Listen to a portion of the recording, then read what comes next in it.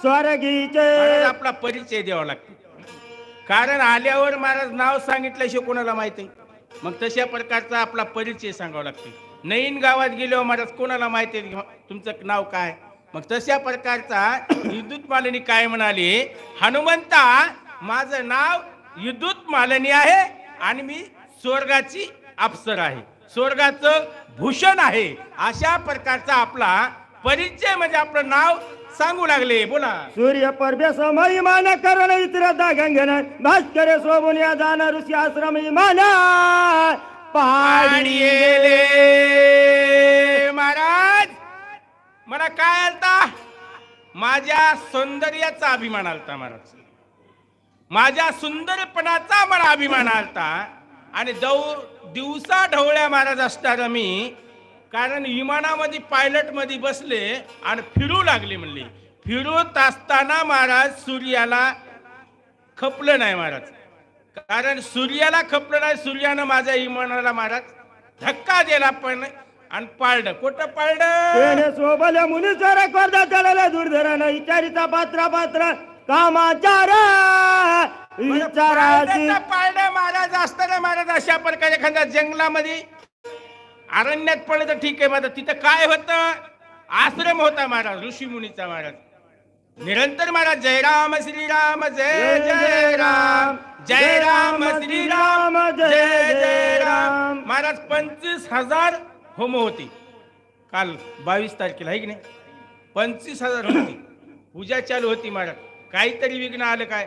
मग तशा प्रकारचं त्या होम चालू असताना आणि होमामध्ये चालू असताना वाटतं विद्युत मालिनीचं त्या होम कुंडामध्ये पडलं. पडल्याबरोबर म्हणले काय काय बोलू लागले, महागरायचं चाकवणी येऊन झोंबे धाटवणी तशी आली तर धावणी आश्रम लक्षणी पापिनी. ए पापिनी, ए चांडाळणी म्हणली, आ लाव होऊन आलीस आमच्या घरला. अहो आम्ही घरदार आमचे त्यागले, संसार आमच्या पाणी टाकलंय आणि पाणी टाकून आम्ही या ठिकाणी त्यागी होऊन बसलो आणि तू आमच्या मुळावर आलीस. अशा प्रकारचा श्राप काय देऊ लागला. आईच्या धावाच तू महागरा होशी आयशा छापिले गेसी त्याने करत तत्वाशी पावल्या. अहो महाराज असताना तू महाविघ्न असताना अशा प्रकारचा व्याघ्र होशील म्हणतो, मगरी होऊन पडशील. तुला जीवनामध्ये या सौंदर्याचा अभिमान आलाय ना, तुला सुंदरपणाचा अभिमान आला ना, आता काय कर, मगरी होऊन पड. अशा प्रकारचं त्या ऋषीमुनीनं श्राप दिलेला आहे. त्याची होण्याच्या रागाताने अपरार्थीले ते म्हणतात रईशी मी केले उदात दंडत दार्थ माझा झाला. अहो महाराज असताना अशा प्रकारचा मी प्रार्थना केली, घाली लोटांगण वंदीन चरण, डोळ्यानं पाहिलं रूप तुझे.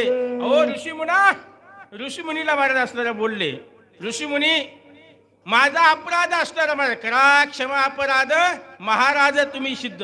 माझा अपराध झालेला आहे ना, माझ्या पोटात घाला, माझ्यावर दया करा, माझ्यावर कृपा करा. काय कृपा करा, साधूची जो करी चलना तो करी उदत पण किंवा जो करी हेळन तात्काळ पतना तो पाय. साधूचं हेळण करील कोणी, साधूचं छळण करील, नरकाला गेल्याशिवाय राहत नाही असं त्या ठिकाणी बोलायला लागले. नवती पुराणीच्या कथा माझा अनुभव प्रत्यक्ष आता जे प्रेक्षिता साधू संता त्याशी खस्ता रोकडी. आता महाराज काय आले नाही, पुराणामधल्या कथा राहू द्या पुराणातच.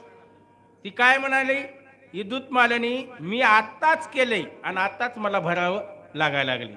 आता महाराज आपण आताच अपराध करायला आणि आताच आपल्याला भरावं लागते. पुढचं तर शिल्लकच राहिलं महाराज, याच्यामध्ये काही शंकाच नाही. असे विद्युत मालिनी कोणला हनुमंत राहायला बोलू लागले. आयचवी नाही तारुची जनती होनिया हनुमंता. मग असताना महाराज अशा प्रकारचं आहे ना, त्या ऋषी मुनीनं मला असणारा श्राप असणारा दिलेला आहे.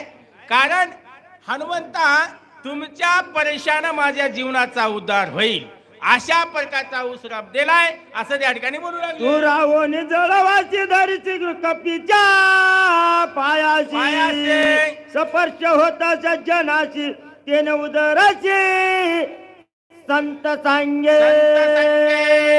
संत संगमामध्ये असणार राहिलं ना, म्हणून महाराज या जळामध्ये राहिले आणि महाराज हनुमंताच्या पायाला धरल्यानंतर माझ्या जीवनाचं कल्याण आहे असं